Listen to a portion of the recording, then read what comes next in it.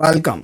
Welcome to the next practice question, and that is of the PV and PVC section. So go to the Neo lab and just extend scenario and go to the scenario number 7, PV and PVC. So don't forget to practice in a smaller window because you don't have a liberty to big window. So start, and here restore the NeoDB deployment, a NeoDB deployment in the Neo namespace.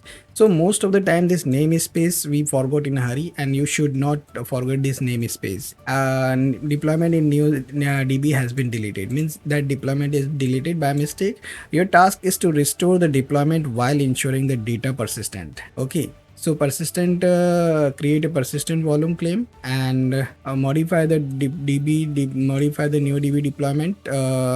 Update that to use PVC new DB created in the previous step, and validations is there. So NeoDB is running and PVC is bound. So these two things we need to check whether is this done or not. So scenario, would like to create the scenario. So just first step is copy and paste that. In this step we are creating the namespace. So namespace is creating, and till time we are not in solution mode, we are creating the scenarios. Now go to the home. Actually we are already in the home, but no issue.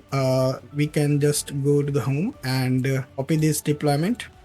This PV, this is created. Now apply the PV. So Control L. Now verify the PV state. So first step, get PV and -n NeoDB. So you'll see here it is available, and this is where you need to focus, because if this is available only, then if you create PV, so it could be bound state.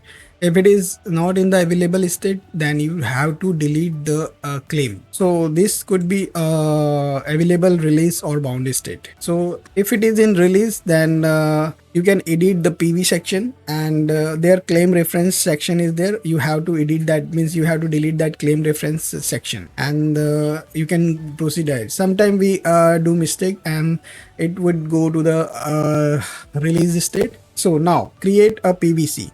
So vipvc.yaml.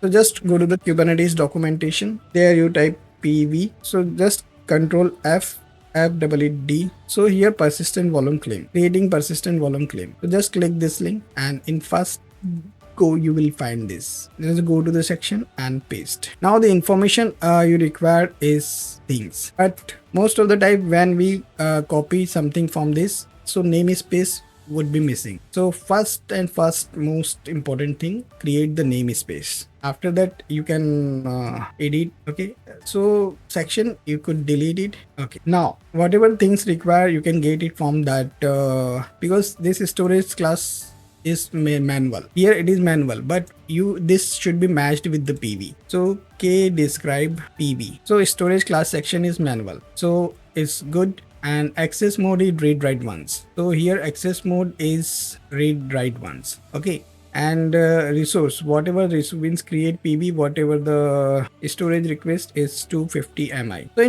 if you want to have a detail of this, then two beautiful video in much detail is already in our channel.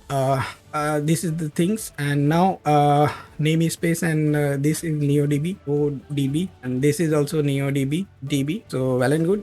WQ. So k apply -PVC. So now k get PV, PVC and NeoDB. So now status is bound, and just a smaller thing. So here you will see claim is NeoDB. Earlier is if you see earlier it is storage class is manual, and this is claim. This is bound. Status is bound. Here also status is bound. So now go to the deployment section, because VI Neokloud deployment. So first thing, CP Neokloud deployment to Neokloud deployment, and here backup. So if something messed up, you can rework with this NeoDB deployment. And now VI NeoDB deployment YAML. So here here you need to define the persistent volume claim, and that persistent volume claim is NeoDB. So persistent volume claim, and persistent volume claim is NeoDB. You can come here. So just go to the section and PV in pod. So here persistent volume claim in the spec section, and here it is means here 2 indentation. So this 2 indentation is good. So NeoDB name should be correct.